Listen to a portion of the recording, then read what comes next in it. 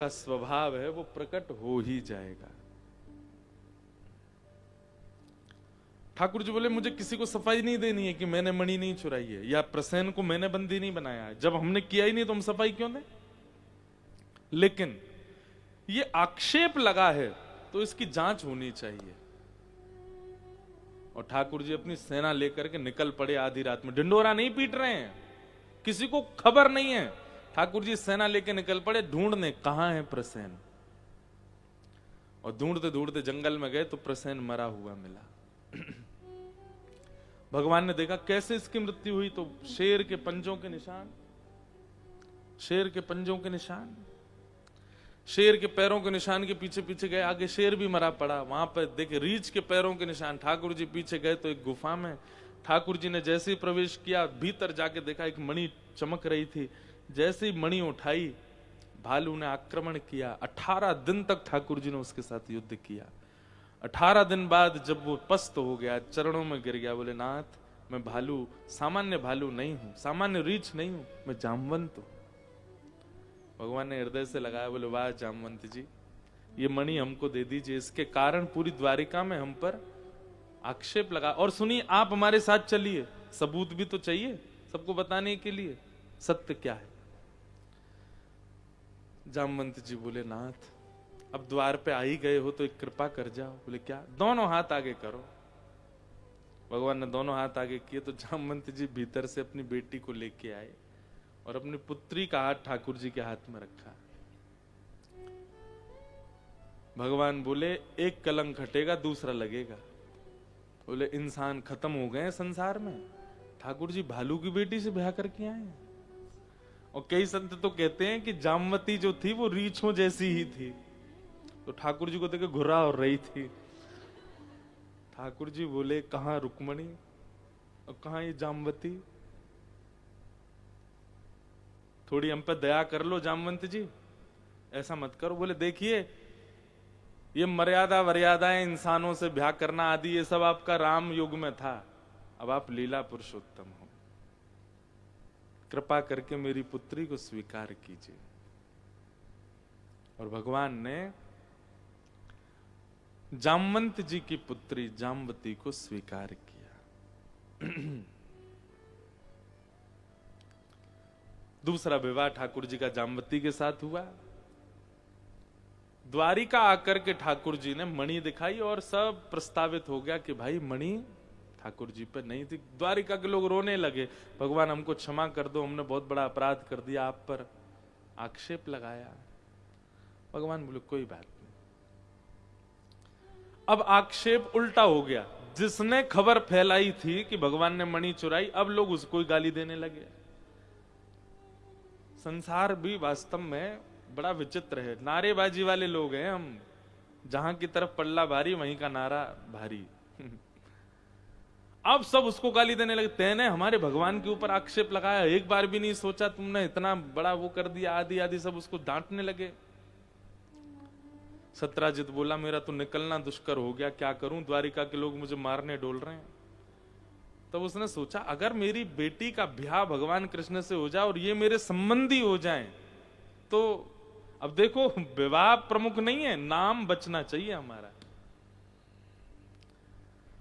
जबकि सत्राजित की बेटी जो सत्यभामा थी वो पहले से ही ठाकुर जी से ब्याह करना चाहती थी, तो सत्राजित कहता था तेरा ब्याह अरे गहरे से नहीं करूंगा मैं, तेरा ब्याह तो एक सतधनवा नाम का व्यक्ति था। अब देखो भागवत जी में इतने पात्र हैं, लिखते लिखते डायरियां बढ़ जाती हैं और सब याद और रखने पड़ते हैं। सतधनवा, सतधनवा से सत्यभामा की पहले सगाई हो चुकी थी, शादी होने वाली थी, और उस बीच में पिताजी क्या कह रहे हैं, अब सतधनवा से नहीं, अब तो कृष्ण से ही ब्याह होगा तुम्हारा, क्योंकि मेरा नाम बच जाएगा।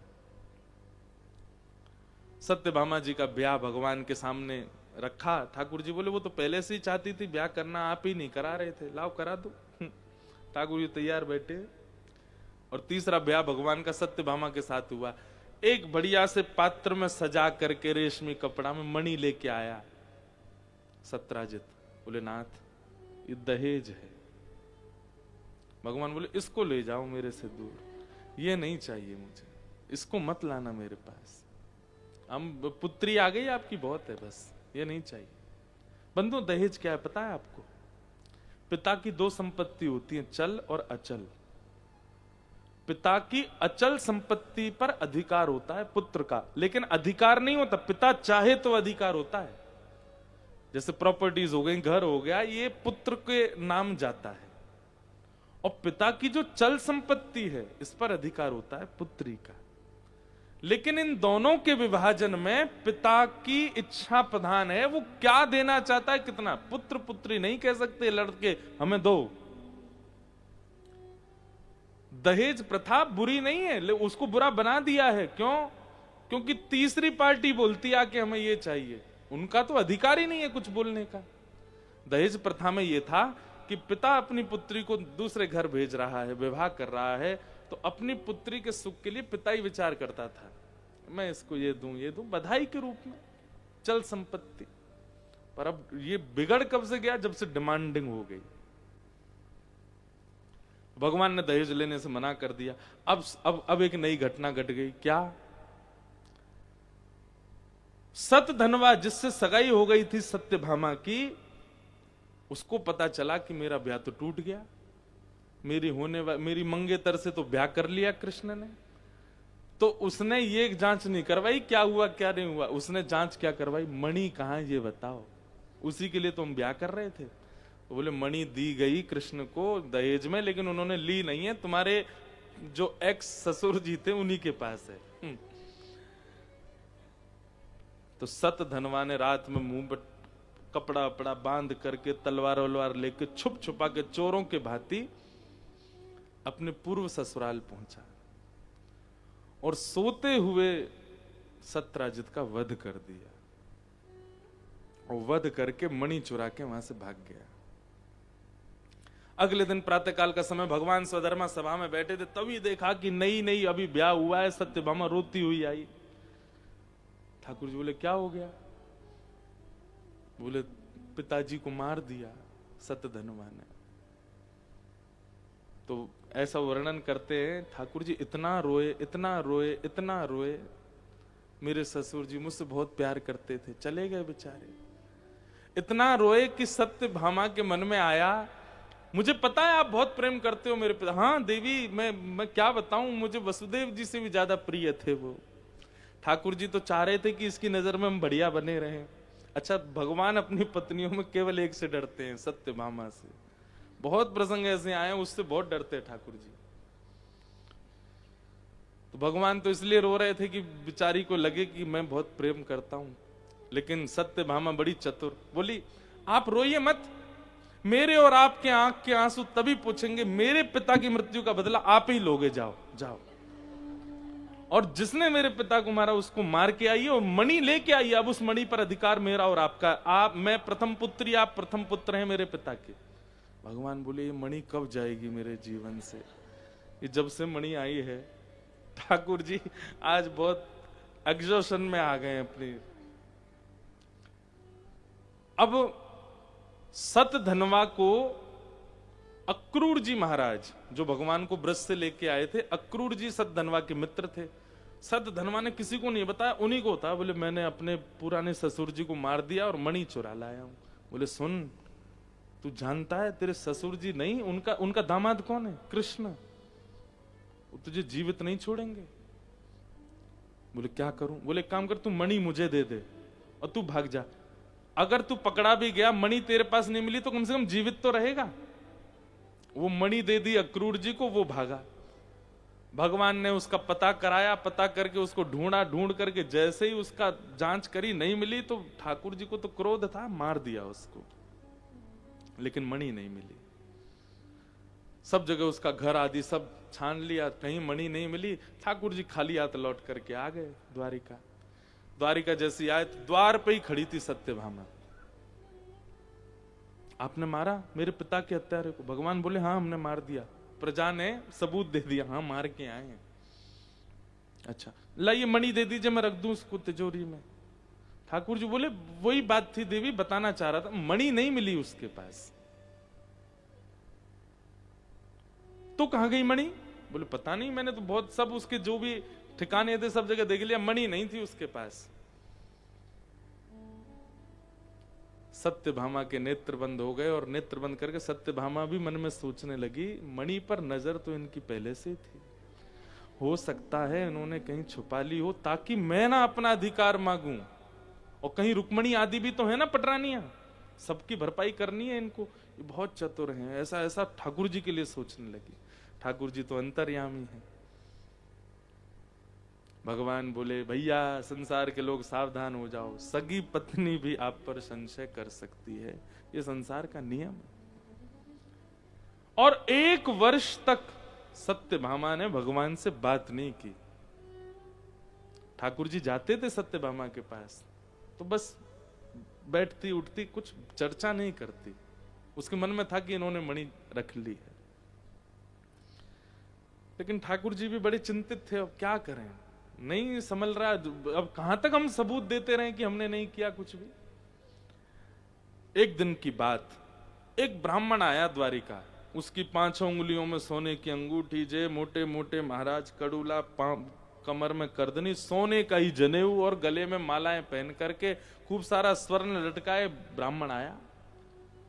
ठाकुर जी तो ब्राह्मणों का सत्कार करते, भगवान बोला, आइए आइए आइए, वाह वाह वाह भैया, इतना सोना पहन, ब्राह्मण इतना सोना पहन के घूमता नहीं है, आप घूम रहे हैं, कौन दान दाता है?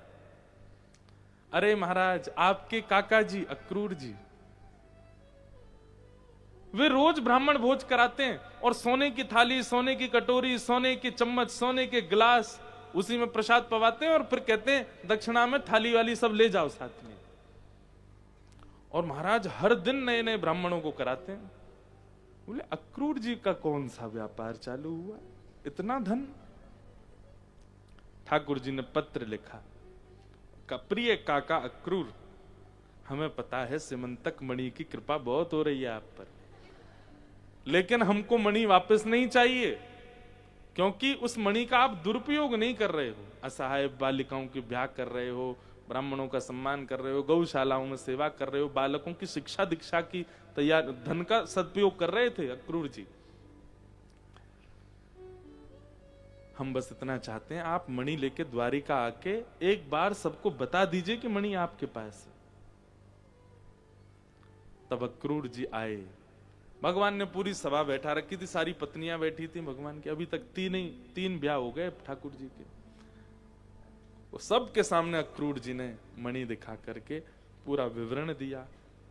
अब सत्यभामा को खेद हुआ, ठाकुर जी से बोली, मुझे क्षमा कर दो। भगवान बोले, कोई दिक्कत नहीं, ये संसार का नियम है, यहां अत्यंत घनिष्ठ व्यक्ति भी कभी कभी आपको कुदृष्टि से देखेगा, इसलिए भैया, बिन गोपाल को नहीं अपनो। किसको अपना मान रहे हो आप? एक गलती जानबूझ के मत करिए, बस ऐसी देखने के लिए, संग वाले का रिएक्शन क्या, करके देख लीजिए, आपको पता चल जाएगा कितने आपके अपने। पर आप चाहे करोड़पति बन जाओ, चाहे रोड पर आ जाओ, आपके सेवा के ठाकुर जी आपसे कभी दूर नहीं होंगे, वो हमेशा आपके संग रहेंगे। आपके हृदय के ठाकुर जी, वो आपसे कभी दूर नहीं होंगे। आप चाहे कितने भी प्रसिद्ध हो जाओ, चाहे कितने भी आप विचित्र हो जाओ, आपके ठाकुर जी अगर एक बार आपको पकड़ेंगे, वो कभी नहीं छोड़ सकते, वही हमारे। मुझे पता है आज आप सब लोग कथा सुन रहे हैं, इतने युवा लोग कथा सुनते हैं, भगवान ना करे सब बढ़िया ही चले, कभी कोई अगर गलती हो गई भविष्य में, तो जितने कथा सुनने वाले यही कभी कभी उंगली भी उठाएंगे, अच्छा यही, हाँ हमको तो लगता ही था। कथा में 10 बजे 11 बजे का टाइम देके 1:30 बजे आते थे इनके, तभी से हमको आश्रय पता चल गए थे। लोग बाग संसार है, इसलिए किसी से आशा मत रखिए। कोई बहुत बड़ा व्यक्ति आपसे सहर्ष मिल गया हो तो भी ये समझना ये भी ठाकुर जी की लीला है, और किसी दिन वो आपको ब्लॉक करके चला जाए तो भी समझना ठाकुर जी की लीला है, सब ठाकुर जी की लीला है। पर देखो ठाकुर जी के पास ना ब्लॉकिंग सिस्टम है ही नहीं, ठाकुर जी ब्लॉक नहीं करना जानते, वो सोशल मीडिया पे ही नहीं है, वो आपको कहां ब्लॉक करेंगे? ना उनका व्हाट्सएप नंबर है, ना उनके पास फोन नंबर है, सीधा डायरेक्ट कनेक्शन है। जाओ वृंदावन जाके मिल लो, आज नहीं मिले कल मिल लो, कल नहीं मिले परसों मिल लो। संसार के लोग तो ऐसे ब्लॉक करने के बाद 6-6 साल मिल नहीं सकते आपको, पता ही नहीं, नंबर चेंज कर लिया, जियो की सिम लिया है, दूसरे फोन में रखते हैं। ठाकुर जी का ऐसा कोई सिस्टम ही नहीं है, जब चाहो मिल लेंगे आपसे, क्योंकि वो किसी को भी ब्लॉक नहीं करते। ऐसे हमारे प्यारे ठाकुर जी हैं, उन्हें हम बारंबार प्रणाम करते हैं, बारंबार वंदन करते हैं।